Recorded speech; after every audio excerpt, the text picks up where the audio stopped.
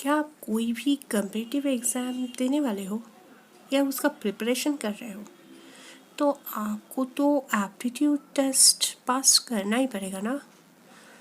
ऐसे ही कुछ compulsory aptitude test के डिटेल्स लेके हम हाजिर हुए हैं। इस वीडियो को देखते रहिए और जानते रहिए।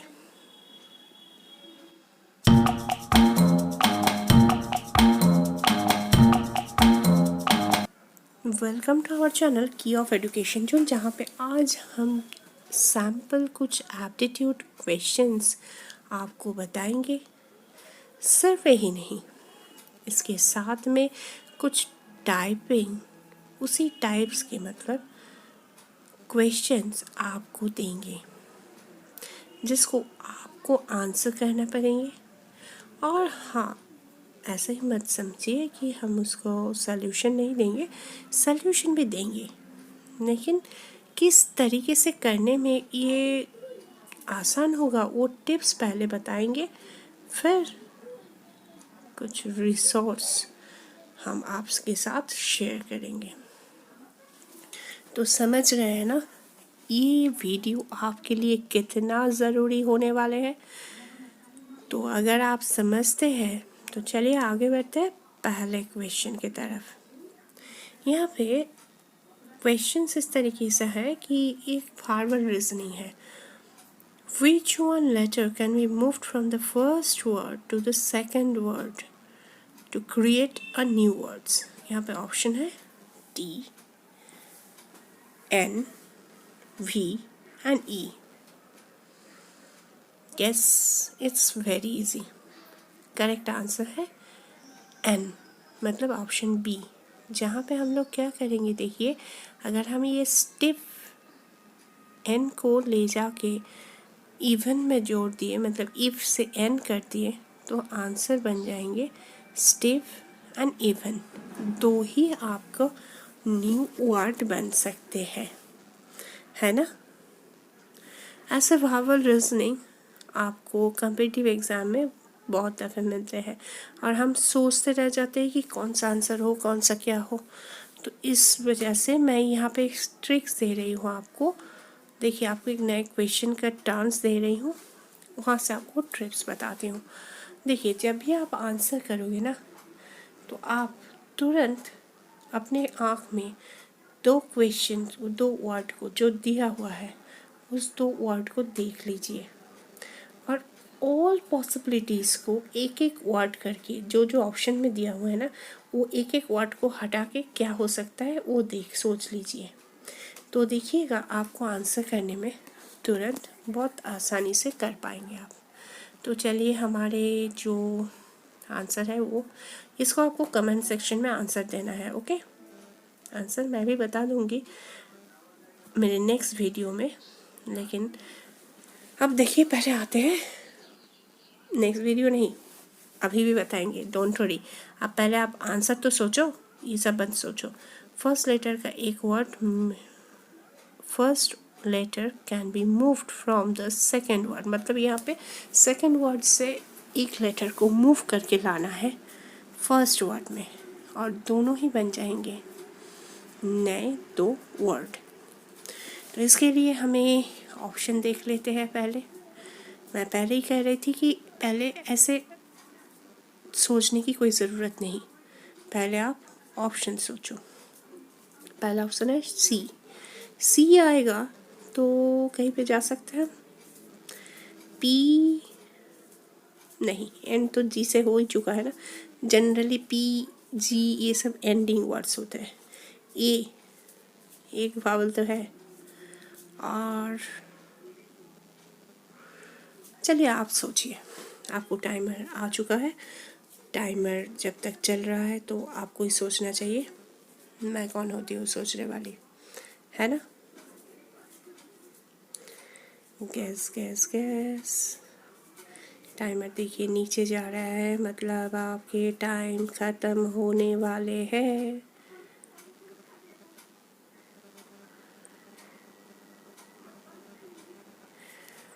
आंसर है आर। देखिए, stream and camp, string and camp, सही हो रहा है ना? 2 सेंटेंस।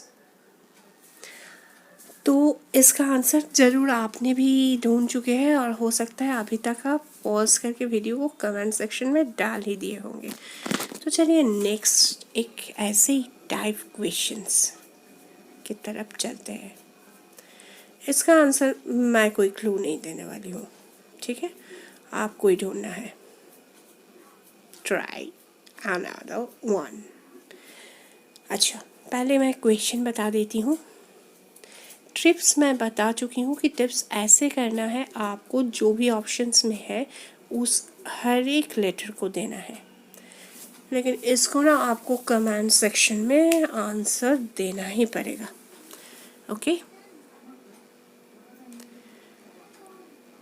अगर आप कमेंट देंगे तो मुझे पता चलेगा कि आप देख रहे हो और सच में कोशिश कर रहे हो। देखिए यहाँ पे which one letter can be moved from first word to the second word to create two new word? Movie and most. यहाँ पे आई चला गया तो MOVE मूव हो सकता है। नहीं, मैं कुछ नहीं बता सकती।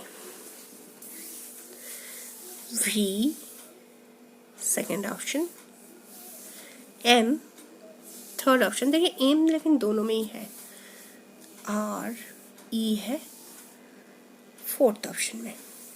आपके टाइमर बहुत जल्दी ख़त्म हो रहा है मेरे साथ बात करते करते ही। क्या ऑप्शन होना चाहिए?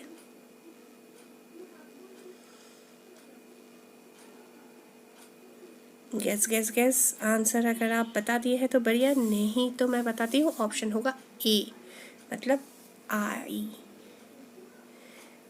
Move and moist. अब चलते हैं कुछ न्यूमेरिकल रीजनिंग की तरफ। मुझे लगता है आप भार्वल आप कर पाएंगे। तो चलिए न्यूमेरिकल, यहाँ पे मैं एक सीक्वेंस दी हूँ, आपको नेक्स्ट वर्ड्स को पता करना है। ये सीक्वेंस तो हर एक कम्पिटिटिव एग्जाम में कंपलसरी आएंगे। यहाँ पे देखिए 22, 26, 28, 32, 34, 38, 40, नेक्स्ट आपको बताना है। इसमें क्या हो रहा है देखिए, समझिए पहले। इसका टिप्स ऐसा है, आपको पहले 1, 2, 3, 4 सीक्वेंस को समझना है। जैसे कि यहाँ पे देखिए सीक्वेंस क्या दी हूँ, पहले उसको समझिए, तभी आप इसमें क्या है सोचना शुरू कीजिए। पहले देखिए 22, 26, 20 और 22 और 26 के अंतर क्या है, कितना है? 4। 26, 28 के अंतर क्या है? 2। फिर देखिए 28, 32, अगेन 4। फिर 32, 34, अगेन 2। मतलब क्या हो रहा है, एक 4 एक 2, एक 4 एक 2, इस तरीके से। फिर देखिए 34, 38, 4, 38, 40, 2, मतलब 4 2 4 2 4 2, इस तरीके से। यहाँ पे 38 एंड 40 का डिफरेंस 2 हो चुका है, तो आगे का डिफरेंस कितना होना है? जी हाँ, 4 होना है। देखिए स्क्रीन पे भी मैं दिखा रही हूँ 4 2 4 2 4 2, इस हिसाब से। तो अब आप आंसर कर पाओगे ना, बहुत इजीली कर पाओगे। देखो पहले 4 डिफरेंस होगा, फिर 2, फिर 4 होगा, फिर 2 होगा। तो हमारे नेक्स्ट ऑप्शन 4 होना है, तो 40 के साथ कितना हो सकता है 4 का डिफरेंस? 44। और 44 के साथ 2 का डिफरेंस कितना हो सकता है? 46। तो देखिए मैं फिर से एक बार ऑप्शंस आपको दिखा रही हूँ। 44, 4 का डिफरेंस, फिर 2 का डिफरेंस, 44 के साथ 2 जोड़ो तो 46। समझ में आ गया? इसका टिप्स यही है कि पहले 2, 3 सीक्वेंस को समझ लो कितना अंतर आ रहा है। ये अंतर अगर आप एक बार समझ तो आप बहुत ही आसानी से आंसर कर पाओगे। समझ में आ गया ये वाला? तो चलिए हम चलते हैं नेक्स्ट क्वेश्चन की तरफ। नेक्स्ट क्वेश्चन में आपको मैं वही बता रही हूँ, वही मेरा एक ही क्राइटेरिया है। आपको ये क्वेश्चन नंबर 5 जो है इसको आंसर कमेंट सेक्शन में देना है। आप कमेंट सेक्शन में देते ही मैं करेक्ट भी कर दूंगी। वैसे तो मैं पहले वाला बोल ही दी हूँ, कुछ नहीं भी बताना चाहिए ताकि आप भी थोड़ा बहुत गेस करो। सारे आंसर अगर मैं ही बता दूँ तो आप तो गेस ही नहीं करोगे ना। चलिए मैं करती हूँ। यहाँ पे देखिए 11, 16, 17, 22, 23, 28, 29। 11, 26 के डिफरेंस कितना है? 16 का 5। नेक्स्ट 16, 17, 1। अगेन देखिए 17, 22, 5, 1। नेक्स्ट 5, 1। सो आगे में 5 एंड 1 आना है। तो 29 से 5 क्या होगा आप सोचो, उसके साथ 1 क्या होगा आप सोचो। मैं नहीं बताने वाली, ऑप्शन आपके सामने है ABCDE।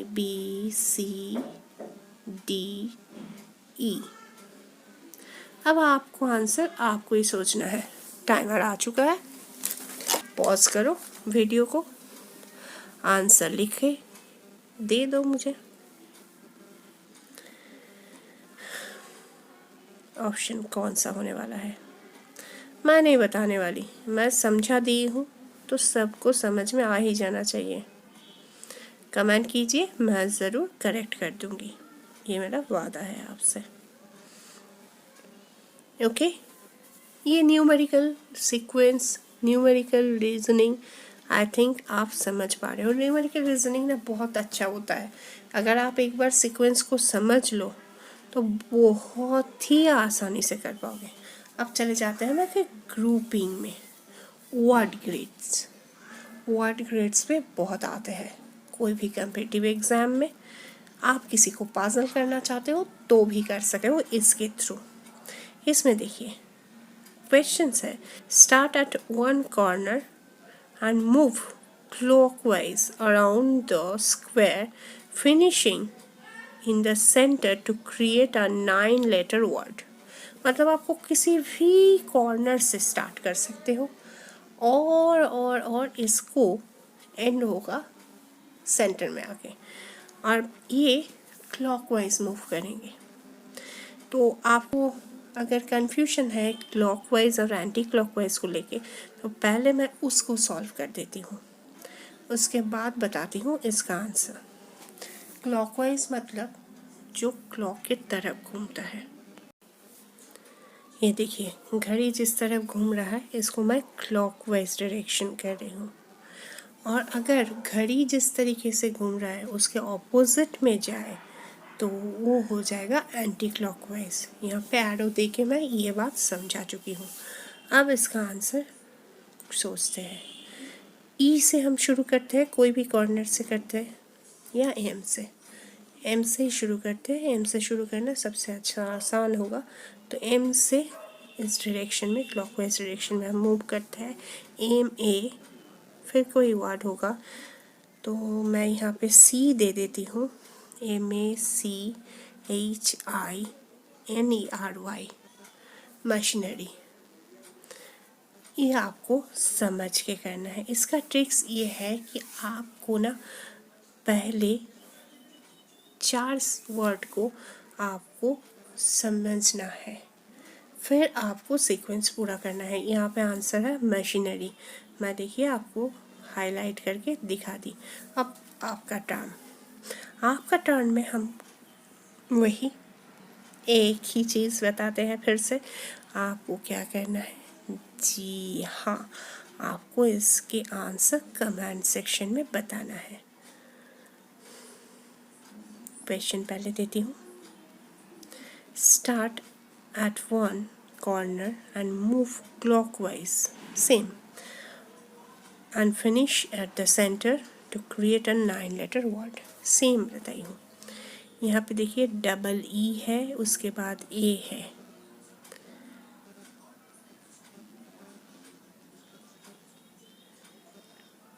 एच से स्टार्ट कर सकते हैं आप।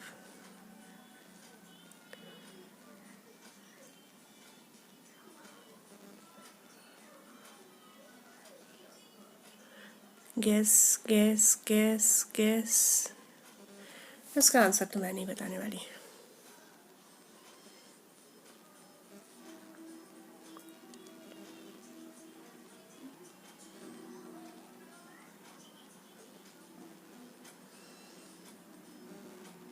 चलिए, टाइम ख़त्म हो चुका है। आपको मैं नेक्स्ट क्वेश्चन की तरह बताती हूँ। इसका आंसर मैं नहीं बता रही हूँ, आप कमेंट सेक्शन में ज़रूर बताइए। हाँ, मैं सॉल्व करके आंसर आपको दे दूँगी कमेंट सेक्शन में ही। तो चलते हैं नेक्स्ट क्वेश्चन की तरफ। नेक्स्ट क्वेश्चन को भी मैं बता रही हूँ कमेंट सेक्शन में देने के लिए। आप क्वेश्चन का नंबर याद रखो। मैं इसलिए क्वेश्चन का नंबर इस तरीके से दे रही हूँ, उसका आंसर आप कोशिश करो। क्योंकि अगर हर एक वीडियो में ना ज़्यादा से ज़्यादा, मैं भी यूट्यूब के वीडियोस देखी हूँ बहुत सारे, वो लोग ना अपने आंसर ही बता देते हैं, तो आपका दिमाग कहाँ चलेगा। आप ट्राई तो करो। यहाँ पे देखिए, ये एंटी क्लॉकवाइज डायरेक्शन में घूमने वाले चाहिए मुझे, और किसी भी एक कॉर्नर से स्टार्ट हो रहा है, सेंटर में जाके फिनिश हो रहा है, और 9 लेटर वर्ड हो रहा है। ठीक है,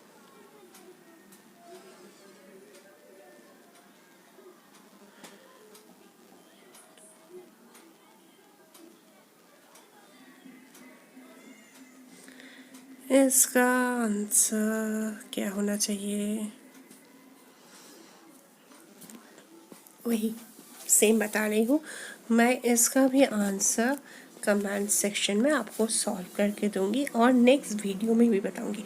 और हाँ, और एक चीज़ है, अगर आप सही आंसर दे रहे हो ना कमेंट सेक्शन में, तो आपके नाम मेरे नेक्स्ट वीडियो में ज़रूर आएगा, ये मेरा वादा है। अब चलते हैं नेक्स्ट क्वेश्चन में। एक न्यूमेरिकल रीजनिंग।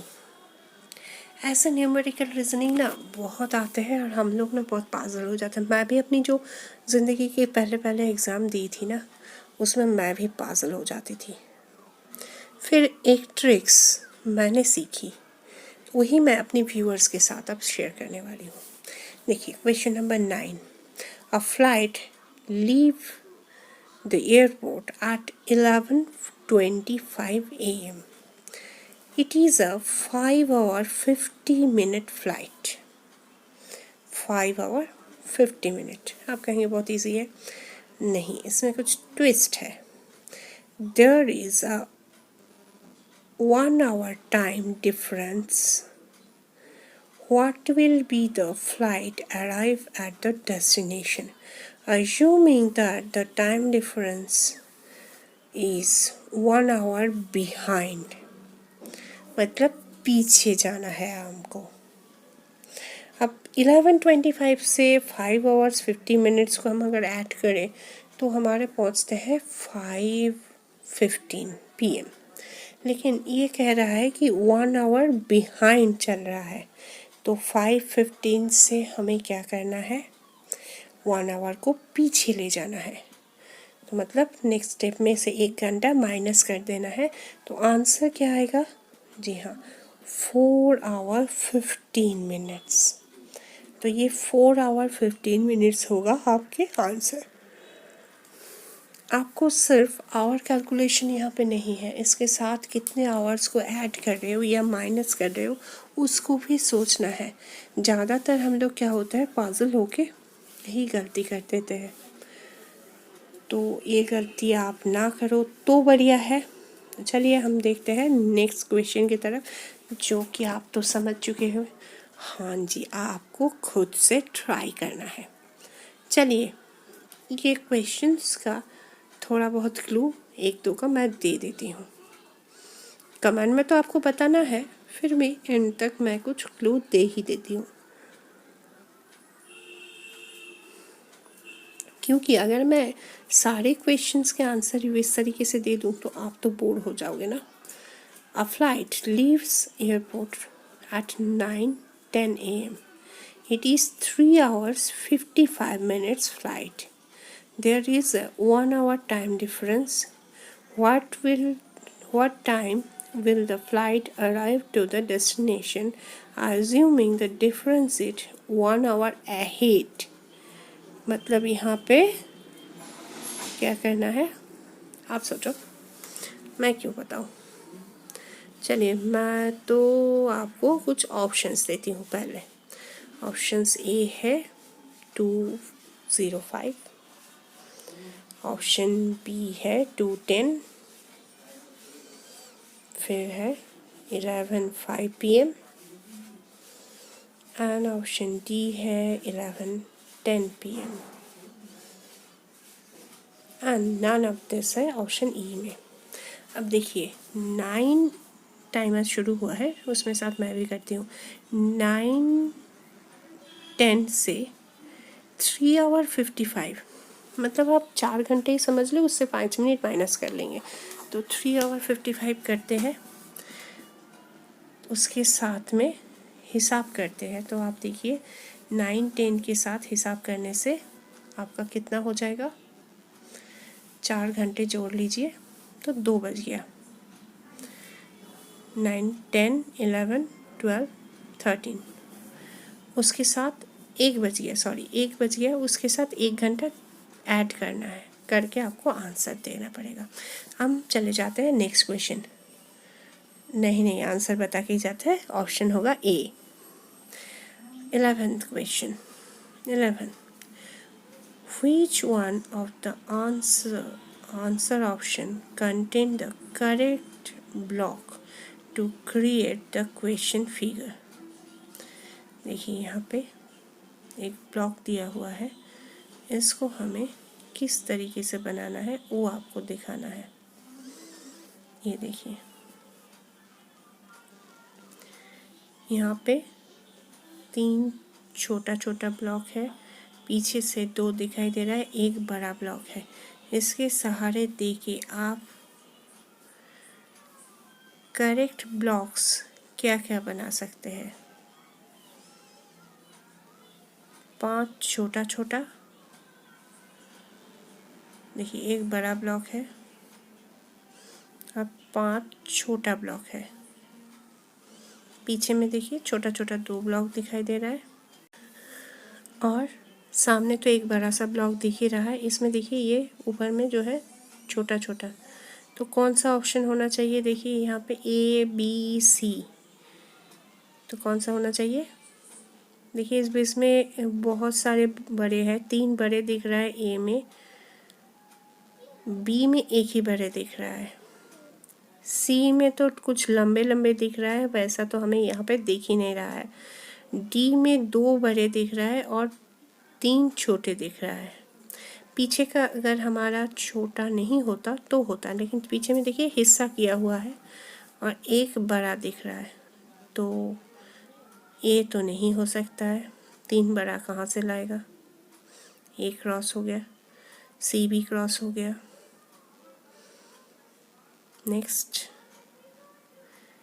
डी को देखते हैं, डी में क्या होता है, डी भी क्रॉस हो गया, तो वो आंसर रह गया हमारा ओनली बी।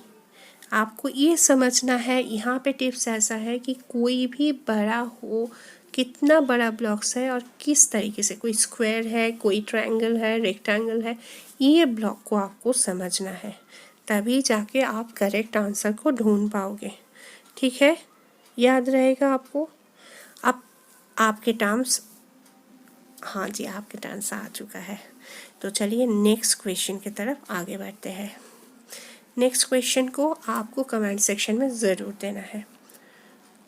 आंसर मैं बताऊंगी या नहीं, चलिए ना, पहले आंसर पहले हम कैसे ढूंढ सकते हैं, पहले तो क्वेश्चन देखो, आप खुद से ट्राई करो, तभी तो आंसर के बाद आते हैं। ऐसा नाइंसाफ़ी होगा और खुद का दिमाग भी नहीं चलेगा। तो चलिए फिर आ गया, which of the answer contains the correct blocks to create the question figure। यहाँ पे देखिए 2 छोटे, 3 छोटे, 1 बड़े, 3 छोटे, मतलब 6 छोटे ब्लॉक्स है और 1 स्क्वायर ब्लॉक है। अब देखिए ए में 2 बड़ा दिख रहा है, 2 बड़ा नहीं है क्रॉस। सी में तो वैसा ही उल्टा सीधा। डी में 6 छोटे ब्लॉक है, लेकिन एक ऐसा कोई बहुत लंबा वाला दिख रहा है, वैसा नहीं, हमारे पास स्क्वायर टाइप का है। तो यहाँ पे भी आंसर क्या होना चाहिए? Guess guess. इतना तक क्लू देने के बाद तो बच्चे भी कर सकता है आंसर। आप भी ट्राई करो, आप भी कर पाओगे। इसका आंसर भी बी ही होने वाले हैं। तो हेल्पफुल हो रहा है ना आपको? बहुत सारे टिप्स भी मैं दिखा रही हूँ, टाइप्स क्वेश्चंस भी बता रही हूँ, और उसके साथ में कुछ सवाल आपके लिए भी रख रही हूँ। तो मज़ेदार हो रहा है ना वीडियो आपके लिए? समझ में आ रहा है? आप यहाँ पे कुछ मैकेनिकल कम्प्रिहेंशन टेस्ट है। ऐसे क्वेश्चन तो हम लोग बेझिझक छोड़ देते थे, अभी आपको लिए मैं आंसर बना रही हूँ, तो आप सोचो कितना हेल्प कर रही हूँ आपको। यहाँ पे देखिए, इफ़ ए रोटेट्स क्लॉकवाइज, यहाँ पे कुछ देखिए सर्कल साइज जिसको आप रोटेट कर रहे हो। A rotates clockwise, so how many cogs will also rotate? A clockwise घूमे तो देखिए ए क्लॉकवाइज घूम रहा है, तो किसको किसको इफेक्ट कर रहा है? बी को, सी को, सी को कर रहा है या सिर्फ बी को कर रहा है? देखिए बी सी से थोड़ा छूट गया है, बी को कर रहा है। अब बी को जब रोटेट करेगा फिर सी रोटेट होगा, सी रोटेट होने से डी होगा या नहीं, डी रोटेट करे तो ई होगा या नहीं, मतलब कितने सारे कॉक्स रोटेट करेगा ये आपको समझना है। इसमें क्या करना है आपको, देखो जैसे ये घूम रहा है तो ये इस तरीके से घूमेगा, ये भी क्लॉकवाइज घूम रहा है, तो ये क्लॉकवाइज घूम रहा है तो ये बड़ा वाला भी क्लॉकवाइज घूमेगा, ठीक है, क्योंकि डी भी घूम जाएगा। ओके, तो कितने सारे क्लॉक्स घूम रहा है ये आपको समझना है। मैं फिर से कह रही हूँ, पिक्चर्स को देखिए, इस हिसाब से कितना घूम रहा है। बी और डी तो घूम ही रहा है, उसके साथ में ए के साथ में कॉक्स घूम रहा है बड़ा सा, सी एंड ई भी। तो अगर ऐसा हो रहा है तो हमें ऑप्शन बी को चूज़ करना है।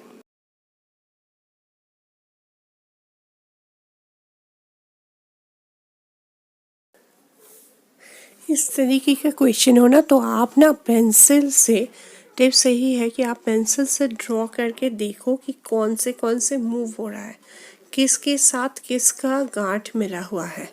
अगर वो गांठ्स को मिला के आप रोल करके देखोगे ना तो आपको आंसर सही में समझ में आ जाएंगे। तो चलिए एक नए हमारे ट्राई करके देखते हैं। वही सेम बात बोल रही हूँ, कमेंट सेक्शन में इसका आंसर देना चाहिए। मैं तो किसी किसी का हिंट्स आंसर दे ही दे रही हूँ, फिर भी मैं कोशिश करूँगी कि आप कोशिश करके उसका आंसर ज़रूर दो। तो देखो ये भी एक मैकेनिकल कॉम्प्रिहेंशन टेस्ट ही आपको मैं दे रही हूँ। इसमें देखिए, if clock D rotates anti clockwise, D anti clockwise घूम रहा है तो how many clocks will rotate? D घूम रहा है तो उसके साथ कौन कौन घूम सकता है? मैं यहाँ पे कुछ ऑप्शंस दे रही हूँ, देखिए ऑप्शंस। चलो भाई ऊपर आ जाओ, ये आ गया आपके options A B C D, जिसमें है 2 1 2 3 4। देखिए डी घूमेगा तो कितना कौन सा घूमना चाहिए? 1, सी घूमना चाहिए, सी घूमे तो ई भी घूमना चाहिए, और उसके साथ ए भी घूमना चाहिए, मतलब आंसर होना चाहिए सी। तो ये अगर आपको अच्छे लगे हैं तो नेक्स्ट वीडियो हम ज़रूर बनाएंगे, लेकिन इसके लिए आपको क्या करना है, जी हाँ, लाइक करना है, शेयर करना है आपके दोस्तों के साथ। ज्ञान बढ़ने से ही बढ़ता है। और हाँ, ज़रूर आप हमारे चैनल में नए हो तो सब्सक्राइब करना है की ऑफ एजुकेशन जोन को। सिर्फ सब्सक्राइब के काम नहीं चलेगा, ये जो पास में बेल आइकन दिख रहा है ना, इसको प्रेस करके ऑल कर देना है, ताकि कोई भी वीडियोस हम बनाए ना तो उसके नोटिफिकेशन तुरंत आपके पास पहुंच जाए और आप वो देख सकें।